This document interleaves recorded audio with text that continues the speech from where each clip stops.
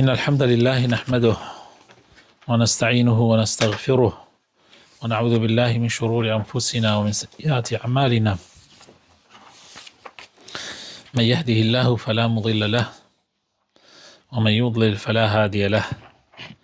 وأشهد أن لا إله إلا الله وحده لا شريك له، وأشهد أن محمدا عبده ورسوله. اللهم صل وسلم وزد وبارك على حبيبنا محمد وعلى آله وصحبه أجمعين. برازي كانم لبروغرامي زاد قناغي دوان بابتي بيروباور عقيدة قيشونة الأبريح هفتا وحوت ثمرات الإيمان بأسماء الله وصفاته. فالمكاغازات العلم بأسماء الله وصفاته وتدبرها وفهمها على مراد الله تعالى من أهم العلوم وأشرفها، لما يثمره من الثمرات العظيمة النافعة المفيدة. فمن الثمرات التي تحصل من جراء الإيمان بها ما يأتي.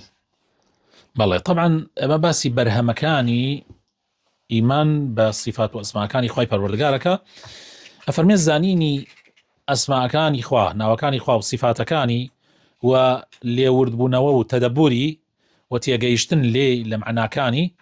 يكيك لا گرنگترين زانستكان ولا بيروسترين زانستكان، چونك براسي برهمي زور قوري هي كسود بخشة بو جياني إنسان لجياني دنيا مانا وإن شاء الله بقيامتش من هر زور بسودة. جا هنديك لو ثمراتاني كدس معنا كوي يكميان. أولا محبة الله تعالى وتعظيمه الموجبان لقيام بأمره واجتناب نهيه. والقيام بأمر الله تعالى واجتناب نهيه يحصل بهما كمال السعادة في الدنيا والآخرة للفرد والمجتمع، كما قال تعالى: من عمل صالحا من ذكر أو أنثى وهو مؤمن فلنحيينه حياة طيبة ولنجزينهم أجرهم بأحسن ما كانوا يعملون.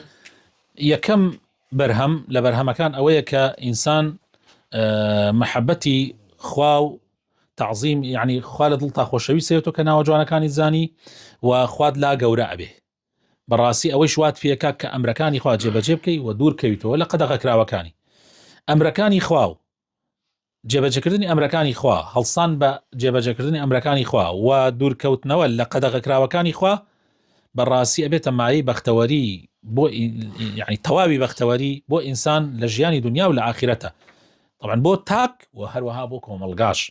خوای تەعالا فەرمی هەر کەسێ عەمەلی ساڵح بکات ئیتر نێر بێت یامێ بێ مادام ئیماندارە، خوای تەعالا فەرمێ لەنوحیەنەهو حەیاتەن طەیبە، یعنی ژیانێکی پڕ لە چێژ و خۆشی پێبەخشین و پاداشتی زۆر گەورەی ئەدەینەوە لە ڕۆژی قیامەتە بەهۆی ئەو کار و کردوانەوە کە کردویانە. ثانيا زيادة الإيمان، فالعلم بأسماء الله وصفاته من أعظم أسباب زيادة الإيمان، وذلك لما يورثه في قلوب العابدين من المحبة والإنابة والإخبات والتقديس والتعظيم للبارئ جل وعلا. والذين اهتدوا زادهم هدى وآتاهم تقواهم. ئینسان ئیمانی زیادەکە کاتێ ناوەجوانەکانی خوا ئەزانێت و سیفەتە بەرزەکانی خوا ئەزانێت ئیمانی پێ بەرزە بێتەوە. شارەزابوون لەو ناوەجوانانە یەکێکە لە گەورەترین ئەو هۆکارانەی کە ئینسان ئیمانی پێ زیادەکە، چونکە لە ناو دڵتا خۆشەویستی خوا دروستەکات و گەڕانەوە بۆ لای خوای پەروەردگار و تەواضع و دڵنیاییت پێ ئەدات و پیرۆزی و گەورەی خوای پەروەردگار لە ناو دڵتا دروستەکات. والذین اهتدوا ئەوانەی بەڕاستی کە هیدایەت وەرەگرن خوای گەورەش هیدایەتیان زیاتر ئەدا زادهم هودن و آتاهم تقواهم و تەقواشیان پێبەخشێ بەڕاستی. ثالثا الخوف منه سبحانه وتعالى وخشيته وتحقيق طاعته، فكلما كان العبد بربه أعرف كان إليه أقرب ومنه أخشى ولعبادته أطلب وعن معصيته ومخالفته أبعد. بەڵێ طبعا هەر چەندە عەبد خوا بناسێ ئەوەنەش زیاتر لێ ترسێ. طبعا خەشیە لەگەڵ ترسا فەرقێکی زۆری هەیە.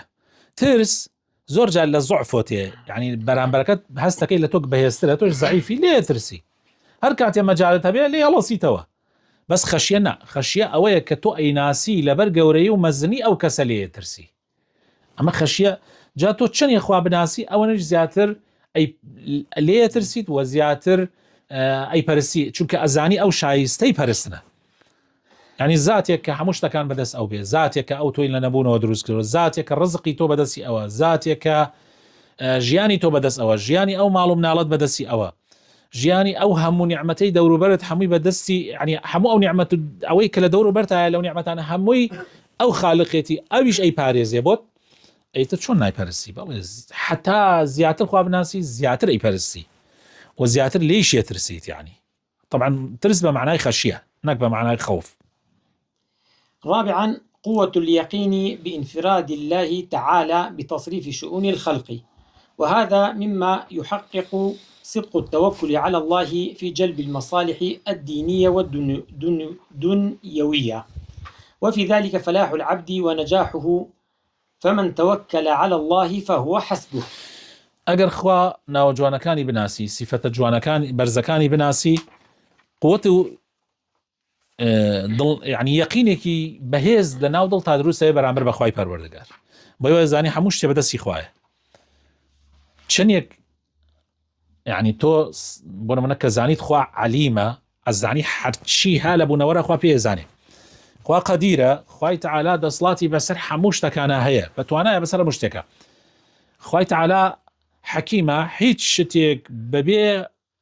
دانایی بەبێ لێزانی ناکا خوای پەروەردگار. ئیتر لەم کاتە تۆ دڵنیاییەکت بۆ دروستە بێ، تۆ هێزێکی تەواوت بۆ دروستە بێ کە تۆ شتەکانی تۆ بەدەستی خوایە، ئەو کاتە لە زاڵم ناترسی، ئەو کاتە لە ڕزق ناترسی، ئەو کاتە ئەزانی لە مردنیش ناترسی، چونکە حتا ئەگەر بیشمری تۆ ئەزانی گەڕێتەوە بۆ لای زاتێ کە تۆ هیوات ئەوەیە، ئاواتتەوەیە کە بەس بەڕووسوری بگەڕێتەوە لای ئەو. بۆیە بەڕاستی ئەوە تەوەکولێکی زیاتر ئەبەخشێ بە ئینسان و بەرژەوەندەکانی دین و دنیات، حتا دنیا و طبعا قیامەتیشت لەسەر ئەوە ڕاوەستاوە. خۆی خەڵق ئەو خەڵکە بۆچی لە بچووکترین شتە ئەلەرزێ؟ چکە یەقینی کەمە. والله ئەو خەڵکە براینا من هەنێ مواقف هەیە حەلە ژیانی خۆما بینیمە، من خەڵکم بینیوە زوانی زۆر درێژ بووە، جسمی زۆر گەورە بووە، باڵای زۆر بەرز بووە،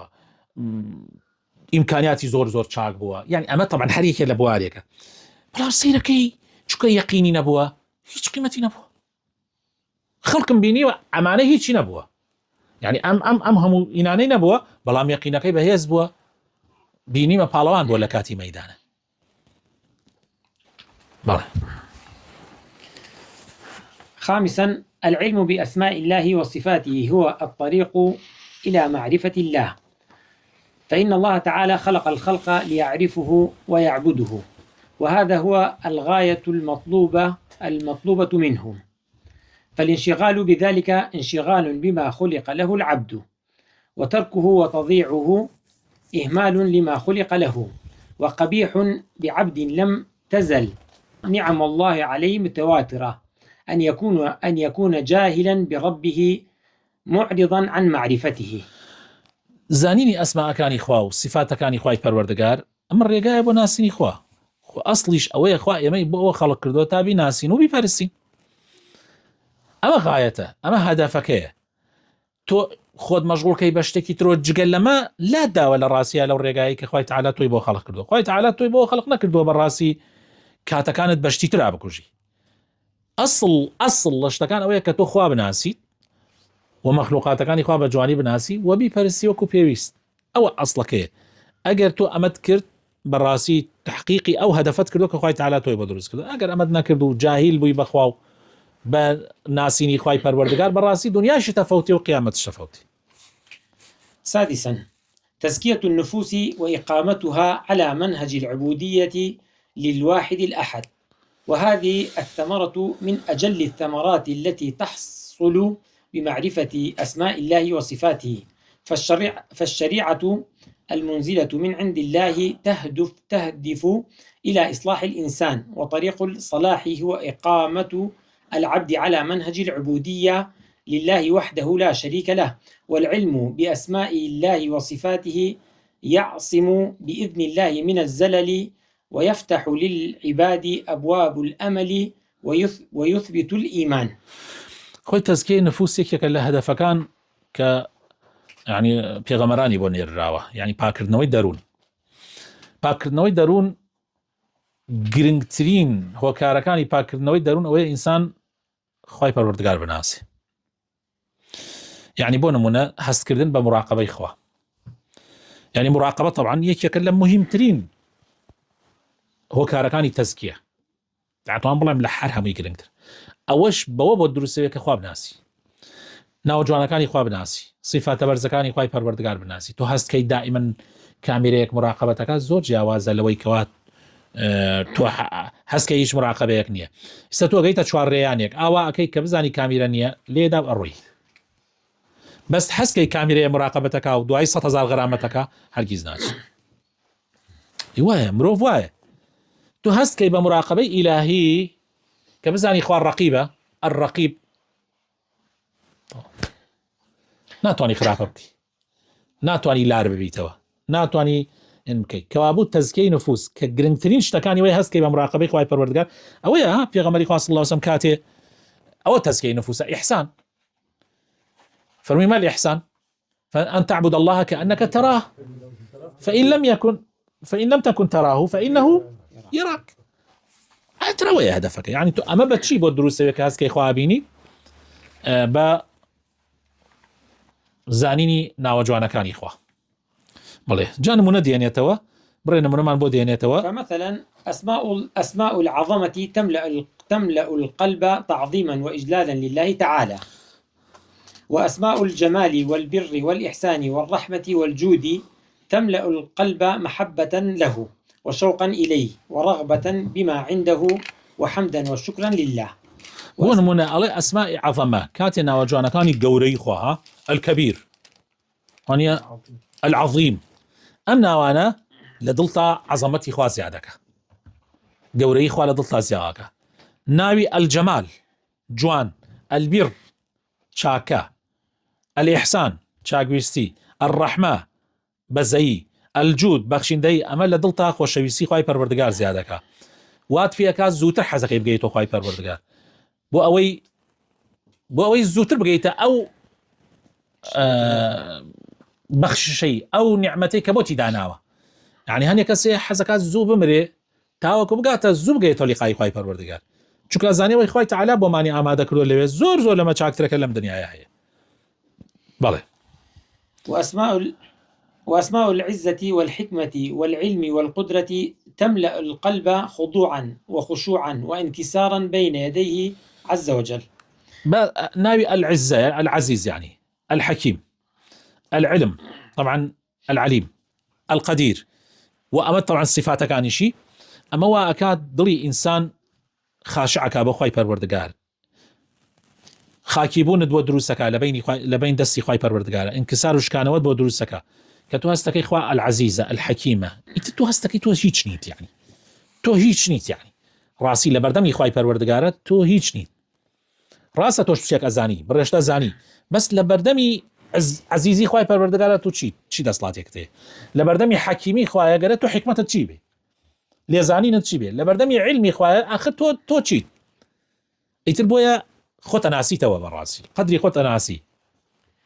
وأسماء العلم والخبرة والإحاطة والمراقبة والمشاهدة تملأ القلب مراقبة لله تعالى وخوفا منه وخشية له. ئەوانەیشی کە باسمان کرد باسی مراقبەمان کرد ینی ئەزانی خوا عەلیمە هەموو شتێک ئەزانێ خەبیرە بە هەموو شتێ ئاگادارە محیطە دەوروبەرتی گردووە لە هەموو لایەک کامیرەی مراقبەتەکە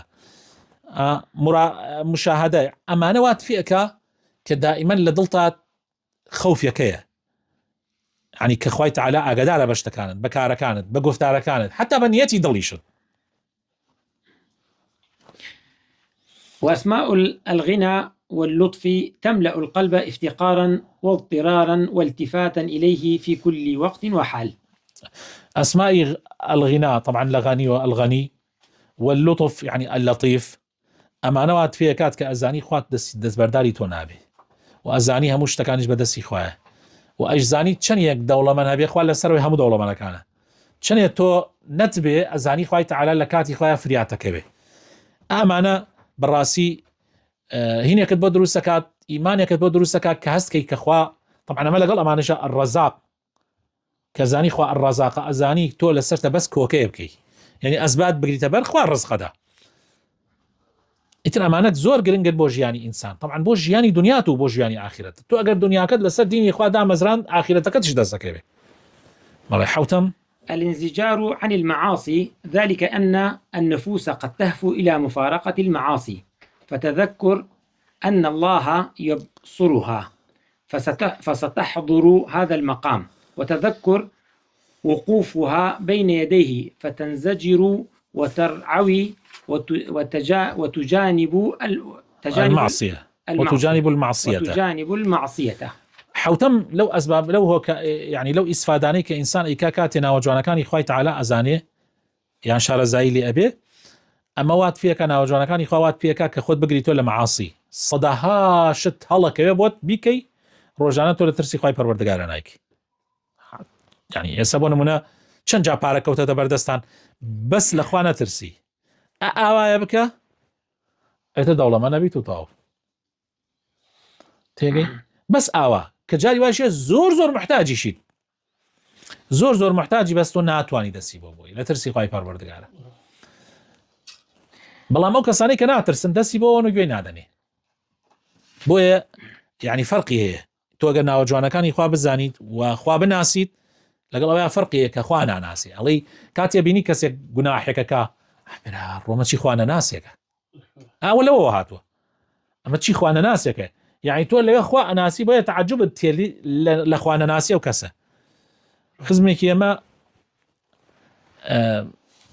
بەیەکەوە بوو نازانم لە سیارێکە سەرەکەون یا یەکێ سەرەکەوێ لەگەڵ یان شتێکی ئاوا بیرم نییە بەزەبەت شتەکە چۆن بوو تا هەر لە بینی سمود و کەلارە ئێدە کابرا عەلاقەیەک ئەبیننەوە دوایەوە تەماشاکە 16 دەفتەری تایە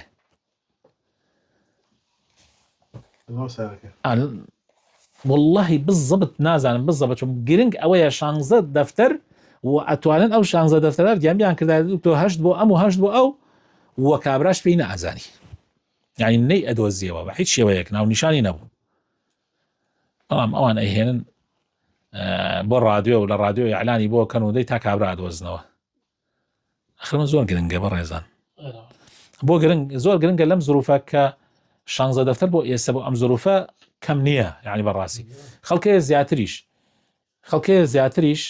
یعنی ئەتوانێت کابرایەکی تر ئەبوو تەکسی بوو خۆی باسێکرد ئەیوت لە کاتی ئینەکەیە لە کاتی زمانی 25ەکەی 25 سەدامەکە تازە دەرچوو بوو ئەویت ئەو 25 سەدامیە تازە دەرچوو بوو وتی ڕۆژێکیان کابرایەکی عەرەب ئیشێ کرد طبعا کابرا خەڵکی ئەو لێرە ئیشێ کرد لەناو بەغایە تەکسی ئیشی تەکسیە کرد وتی کابرایەکی ئەبوو عەگاڵ بە جانتایەک و لەگەڵ کچێکیە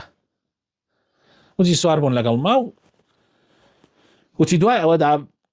گەیانیان مە شوێنێکی یعنی شوێنێک کەوتیان ماڵمان لێ لەسەر کۆڵانەکە وتی دارم گرد و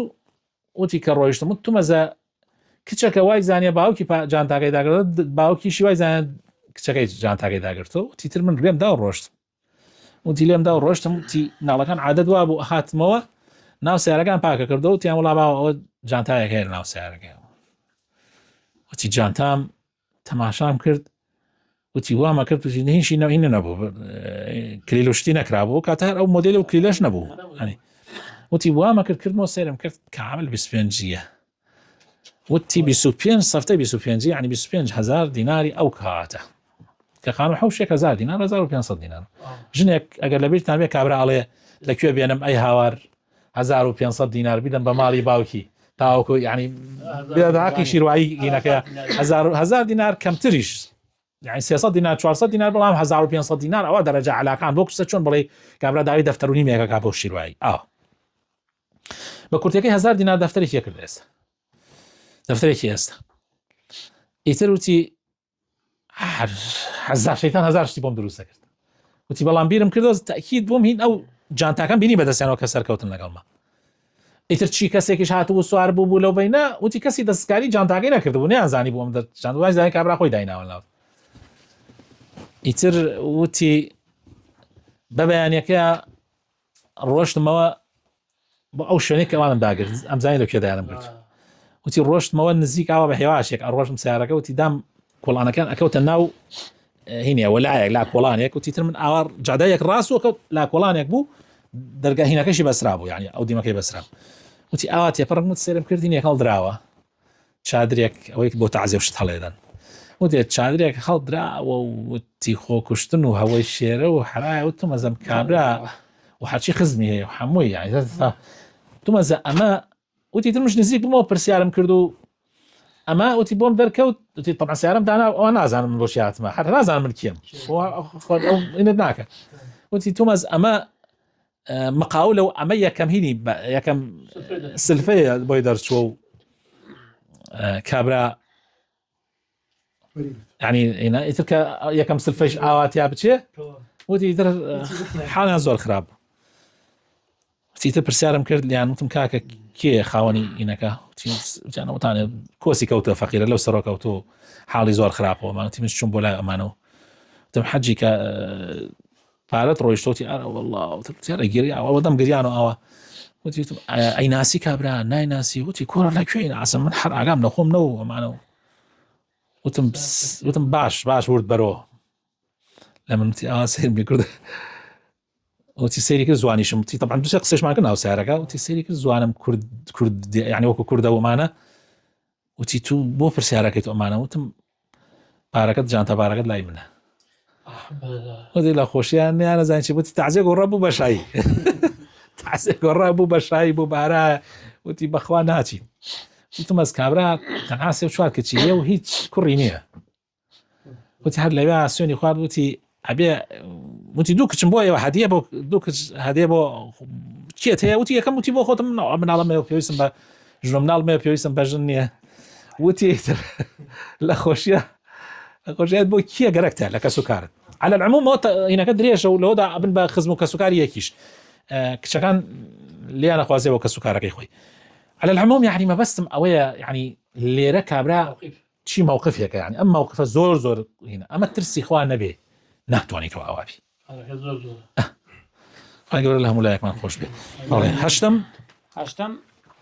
أن من انفتح له باب الأسماء والصفات انفتح له باب التوحيد الخالص الذي لا يحصل إلا لكمل من الموحدين. طبعا يقولون أو كسيك خواي ناسيه التوحيد أويه خوي التوحيد هارها مبوات وخواب في بناسينه تو أجرنا جوانا كان إخوات بجواني زاني صفة برزكان إخوي پروردگار بجواني زاني أبي بخوا پرستي كي تواو يك خوا پرستي كي تواو أبي بموحدي كي كامل براسي خوي تعالى الرحمن بيبكى خوي تعالى بخاتنا جوانا كان إخوي هداية من دادا مزرعة من كاسر هداية رسل إسلامتي آمين